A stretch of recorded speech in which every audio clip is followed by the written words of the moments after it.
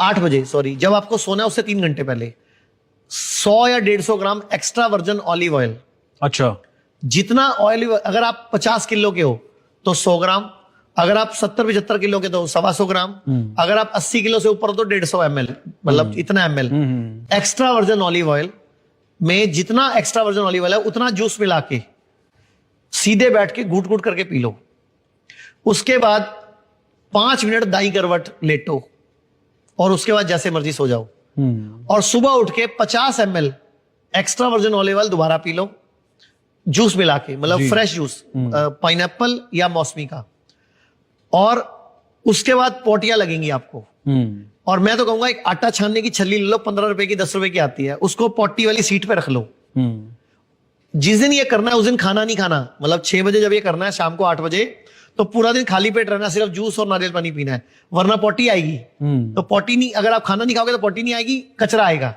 तो आटा छन्ने की जाली रखो और उसके ऊपर पोटी करो, तो आपको दिखेगा कि अंदर से एक हरा, भूरा, गंदा, गहरा, काला, कई तरह के रंगों के गंध निकलेंगे जो आंतों में, लीवर में कई सालों से जमा थे। ओके। लीवर डिटॉक्स का बेस्ट तरीका है धरती पे, और इसको भारत में पॉपुलराइज किया एक नेचुरोपैथी के विशेषज्ञ हैं मुंबई में, डॉक्टर पीयूष सक्सेना। वो 16 साल से इसको पूरे वर्ल्ड में, पूरे भारत में फेमस कर रहे हैं और सैकड़ों पेशेंट ठीक हो चुके हैं। हमारे पास भी, अगर आपने आज सुना हो तो अभी आज ही एक पेशेंट ने बोला, उनके रिकॉर्डिंग भी है, शायद आपके कैमरामैन ने की है, उनके कोई जानने वालों का लीवर फेल हुआ था, डॉक्टर ने ट्रांसप्लांट बताया था, और वो हमारे यहाँ पहुंच गए और 14 दिन रहे हैं। अभी उनको घर गए 20 दिन हो गए हैं और उनको कोई पेट में पानी नहीं भर रहा और उनके सारे सिम्टम अभी नहीं है, भूख भी लग रही है। उनको देख के वो अपना घुटने का इलाज कराने आए। बहुत बढ़िया तरीका बताया। हाँ, दूध वाली चाय किसी को नहीं पीनी चाहिए, जहर है, क्योंकि दूध में कैसीन नाम का प्रोटीन होता है और चाय में फ्लेवोनॉइड होता है। जब ये दोनों मिलते हैं तो केमिकल बन जाते हैं। ऐसे ही चाय में एक बहुमूल्य पदार्थ होता है कैटोचीन। अच्छा। और चाय में जब चीनी डालते हैं उसमें फास्फोरस होता है। जब ये दोनों मिलते हैं तो केमिकल, मतलब कार्बन बनता है, तो पेनक्रियास पे कार्बन जमता है, तो उससे भी डायबिटीज होती है।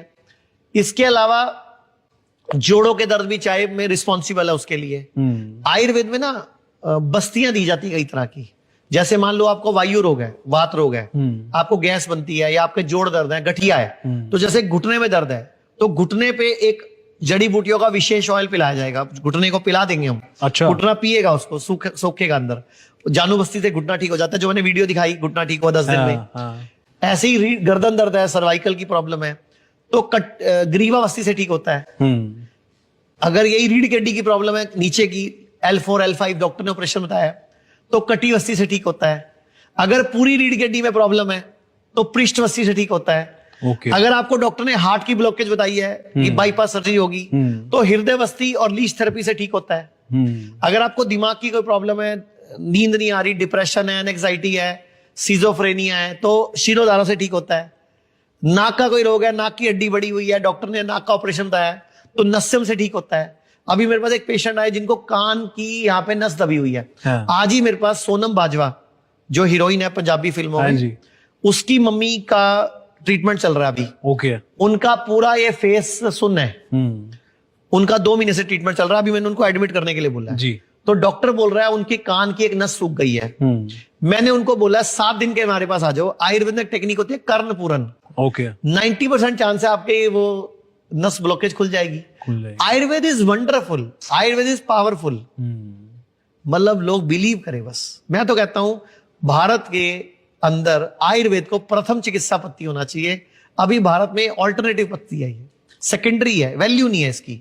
लोग लेट आते हैं हमारे पास, किडनी फेल हो गई, डायलिसिस शुरू हो गया, क्रिएटिनिन बढ़ा, तभी आ जाओ ना। डायलिसिस होने के बाद क्यों आते हो? उस टाइम हमारा डबल ट्रिपल जोर लगता है। कैंसर हो गया पहली स्टेज, दूसरी स्टेज में आ जाओ ना, लोग 4th स्टेज करके आते हैं, फिर भी ठीक होते हैं, काफी हद तक रिलीफ मिलता है, लाइफ स्पैन बढ़ता है। कई लोग पूरे ठीक नहीं होते, कई लोगों को सिर्फ क्वालिटी लाइफ बढ़ जाती है। लेकिन आ तो टाइम से जाओ।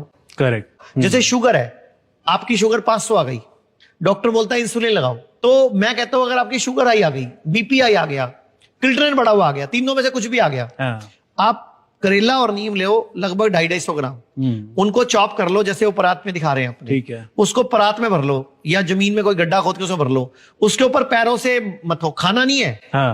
15-20 मिनट में आपकी जीभ पे टेस्ट आ जाएगा। खाया नहीं है आपने जी। तब भी आपकी जीभ में करेला नीम का टेस्ट आएगा। कैसे आ गया? क्योंकि पैरों में रिसेप्टर्स हैं। इसीलिए मैं बोलता हूं नंगे पांव घास पे घूमना।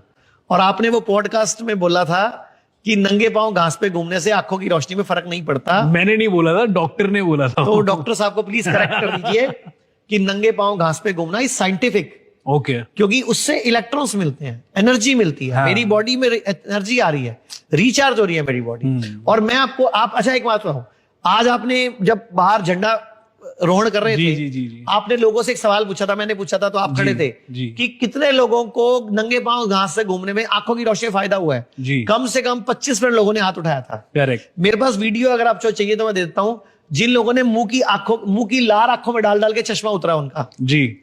अच्छा, मोदी जी की वीडियो जो थी वो आंखों की रोशनी कैसे ठीक हुई? नाभि में तेलम से, पेट का ट्रीटमेंट और आंखों की ट्रीटमेंट से। ओके।